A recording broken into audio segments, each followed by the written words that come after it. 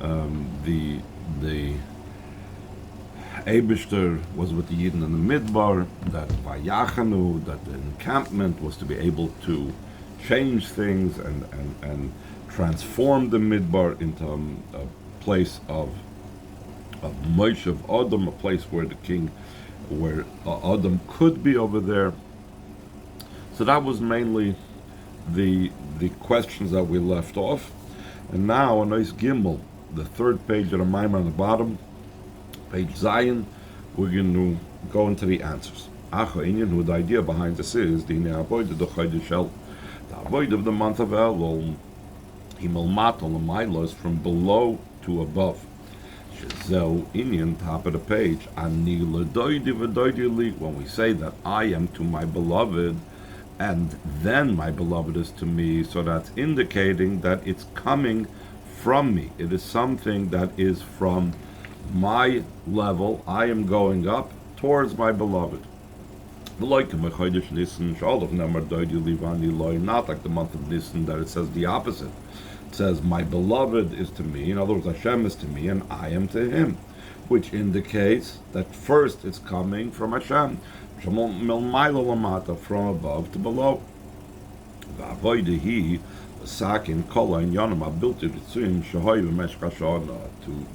is to repair all the untoward and all unwanted things that took place throughout the year. But that's a general idea of the wilderness. So we were talking about wilderness, not wilderness. We are in the wilderness, we're not in the wilderness. The idea of wilderness is indicative of all the things that were negative throughout the year. And Elul is a time to fix that up. Eretz Loizeru, wilderness, a desert, is a place that is not planted. These are the actions and thoughts and speech and thoughts that are not for the sake of Hashem. Concerning this, it says, and you shall request and search out from there.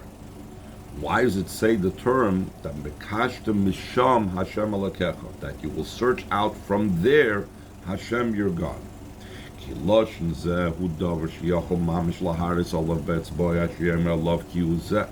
When we use the word zeh, zeh is the opposite of the word sham. Zeh is something that you could point with your finger and say, this is it. Sham is the opposite. When you don't say zeh, the opposite in Chassidus is sham. There, it's somewhere, something I can't point to. The Chassidus explains that on who is it possible to say zeh, what is always there, what is always present, what is never not around, that is Hashem. That's why we say zeh keli v'amveyu, or zeh Hashem kivinu loy. On Elikus we use the term zeh. But the place where clips reside is called there, just the opposite of zeh. Very deep down below. And in a similar vein, just like it says, that when a person is in a state of klippus, he has to search out from there, Hashem, your God. So that Sham is also found in the other pasuk that we speak about, the Midbar. What do we say about the Midbar?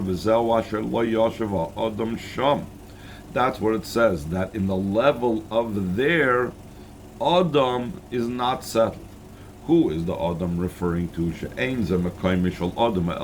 not the place of Adam Elyon, supernal man, because we're talking about Midbar, we're talking about actions, speech, and thoughts that are loy Lashem Hema. So therefore, Hashem is not found over there. Kaviyachol she'em ubemeilem ein zegam mekoimish ala adam delamata. The Rebbe adds to this idea that when you say lo yoshev adam sham, that the adam ha'elyon is not there, This also means to indicate that the Adam Atachten, the person, the Yid down here below, it's not his place as well.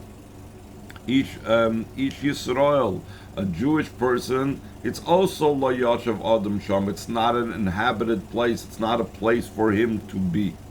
Because the entire being of a Yid is to be bound up with Hashem. Let's explain the Rambam. Even someone that is Yitzhahara forced him to do an Aveda. Because that's the Rambam's expression, that every Yid, when he does an Aveda, it's like the Yitzhahara forcing him. So Hinegam Hu Roitze Lasses Kol HaMitzvahs, the Rambam says, even he wants to do all the mitzvahs, except that he's being coerced by the Yitzhahara.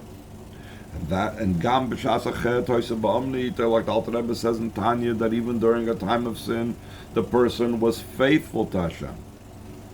So therefore, it's a place that's not even inhabited by Ish Yisrael. It's not the true place of a Yid, because a Yid doesn't belong in the Midbar.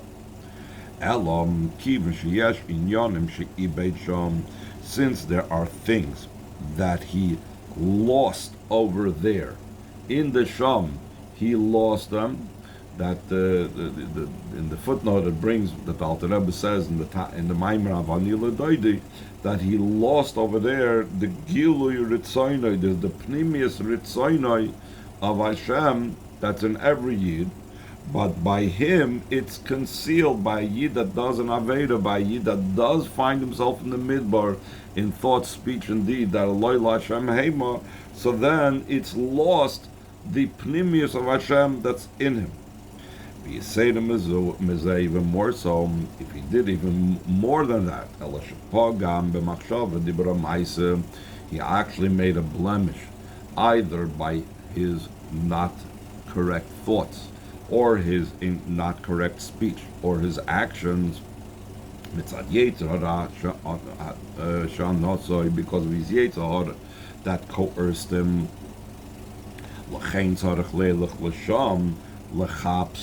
Therefore, he needs to go over there to search for it. To be kashta misham, we said, is Hashem Elokecha. You need to search out the God, the Pnimius Haratzon that was lost amongst the Sham in the Midbar, in the place of Klippus, that it shouldn't have been there. The Hainu, what does that mean, to search it out over there? It doesn't mean Chas v'Shalom to do Avedis or to engage with Avedis, but it means the Hainu sheyifashpish b'maisav. The person needs to really search out his actions, investigate his actions, look closely at his actions, kedei l'saknam, to repair them, by day shemisaknam nasim anyanim shaloi, through repairing them, so then the matters become his, meaning that now he has elevated and transformed the things that are outside of the realm of Kedusha, and he brought them into the world of Kedusha. He took them out of the Midbar, and he made them holy, like we said before, and we said yesterday, that their encampments in the Midbar was turning the Midbar into a place of Yashav Adam Sham, of a place that is a Moshav Bnei Adam, can be inhabited. Second paragraph on page Ches, line 24. This is the exact expression of the mashal of a king that's found specifically in the field, midbar, not a king that's in the wilderness. Midbar, going back to the original question, why doesn't he go and say an extreme? Just like he said that the king has to arrive in his royal palace, let him talk about the extreme where he came from. He came from a wilderness. So he says, because the wilderness is not the location of the Adam. As we said, Asher lo yashav Adam sham. This is not a place that the Adam inhabits. It's a level of Sham. It's a place of Klippus. Not only is the Adam not found over there, even in the simple sense, but even the needs of a person is not found over there. Meaning, there's no purpose for my needs or wants or even luxuries for me to go out into a desert. There's nothing over there. So it's not just, it's not inhabited. There's nothing for me over there to find and to use in a desert. As opposed to a field, though the location of a person is specifically in the city and not in the field, there are at least, even though it's not a place of habitation, but it's at least the person's needs are found in the field. Over there grows the bread that is satisfies and comforts the person's heart, supports the person's heart. In this, in finding in the field my needs, is also included the sparks of holiness, top of page test, that are enclosed in the bread.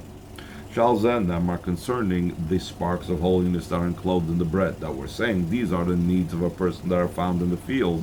Concerning this, it says these sparks. Concerning this, it says a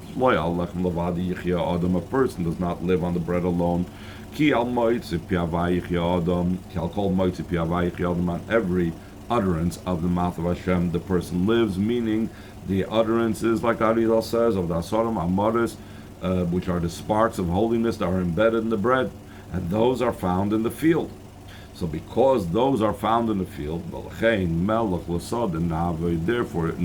therefore it says that even the king, for the king's sake, we need to have the work of the field. Even the king, who is very lofty, and he's definitely meant to be in the city, and in the city itself, we said he's all the way in the Heichal Malchus, so he's in his royal palace and so on. But even then, even he, it cannot remove himself and say, I have no need for the field. Even he needs to work in the field for his needs, even basic survival needs, in the city, in his royal palace. Therefore, that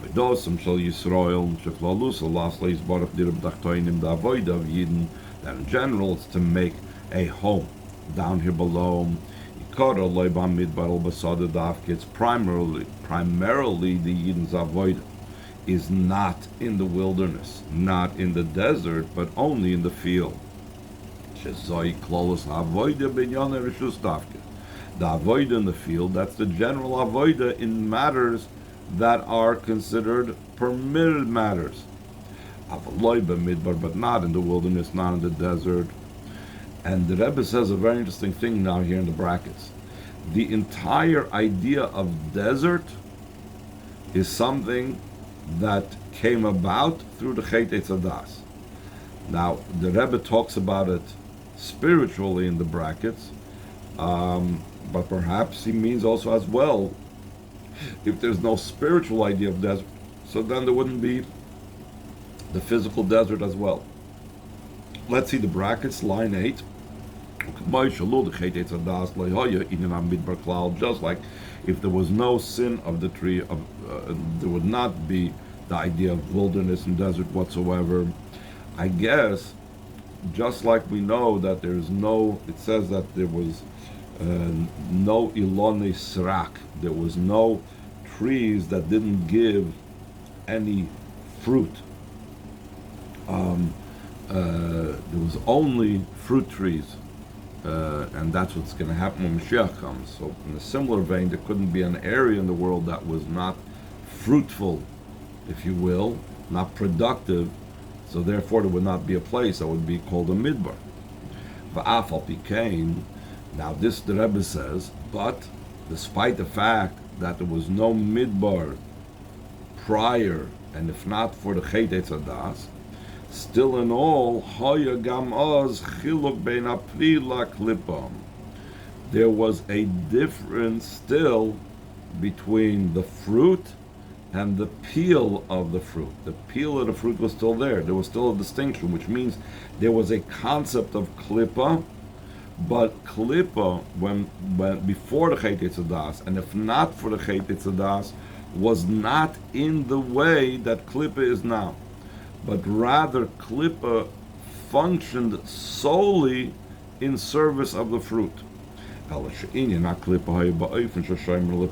idea of the Klippa was in such a way that it was its whole entire purpose was to protect the fruit. The Rebbe in other places explains that the difference between the function of Klippa before the Chet Eitzadas, though Klippa existed, versus Klippa after the Chet Eitzadas, is similar to Klippa, the way it's supposed to be used, to the way it's not supposed to be used. A peel or a shell are things that Hashem put into nature to protect the fruit that's inside the shell, inside the peel. As long as it serves that purpose of being a protection for the fruit, so then it's perfectly fine. You remove the peel, you take the nut out of its shell, and you have a nice piece of fruit, you have a nice nut that's fit for human consumption. What happens if instead of the peel protecting the fruit, instead of the shell protecting the egg or the nut, the shells got mixed up with the nut? The peels got mixed into the fruit. So not only does the peel or shells not serve its purpose, but it actually disrupts and disturbs the eating of the fruit or the nut or the egg, etc., etc. And you need to spend time picking them out from each other and separating them from each other.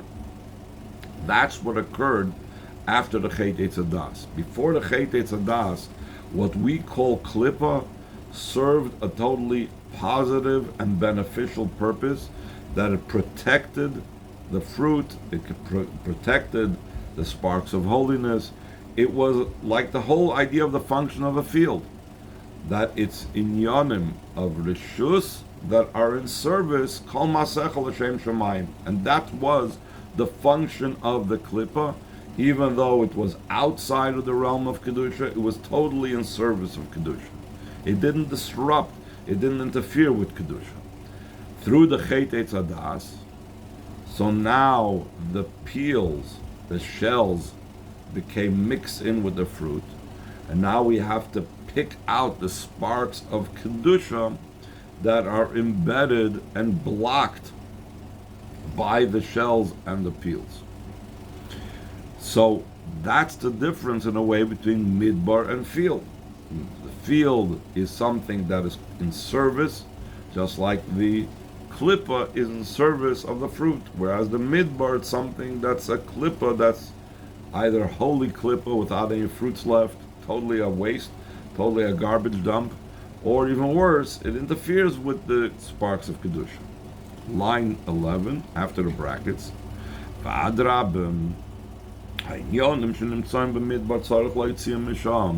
not only does midbar not serve any benefit, not only is it not a place, a location where man resides, and not only does it not serve man like a field supports and gives the needs of man, but midbar is a place that has things that need to be extracted from there. Only in the field does one greet and meet up with the king. The fact that we find that the king can sometimes also be in the wilderness, so why are we putting the wilderness down? If the king is in the wilderness also, so that's like we brought down, there is that when the Yidden, the Arim, Bris Hashem, went through the Midbar, so the king is sometimes in the wilderness as well. So that's not a normal thing. That's for the sake of battling and going to war with those that oppose it.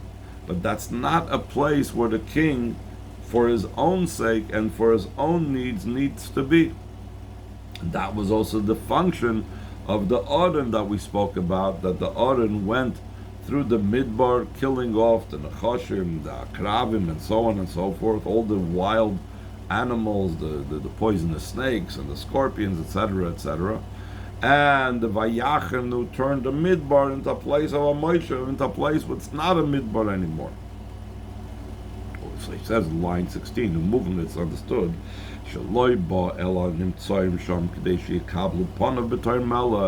The king doesn't go out into the midbar, into the wilderness, into the desert, so that they should greet the king as king. No, the midbar is a place of opposition to the king. That's not where you go to be greeted as king.